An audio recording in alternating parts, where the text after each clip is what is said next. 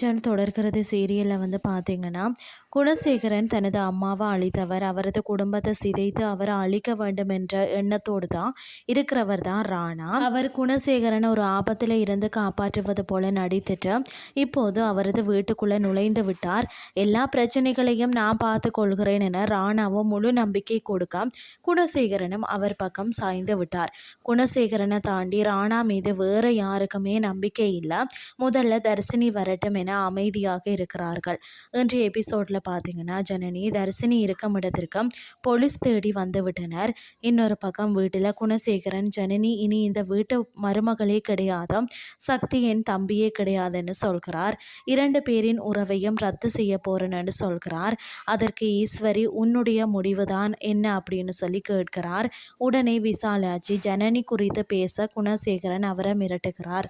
இந்த விஷயத்தில் ஈஸ்வரி தான் கடைசி முடிவு எடுக்க வேண்டும் அப்படின்னு சொல்லி குணசேகரன் வந்து கூறுகிறார். ஈஸ்வரி குணசேகரன் முடிவுக்கு ஆதரிப்பாரா இல்லையா என்பதை பொறுத்திருந்து தான் பார்க்கணும்.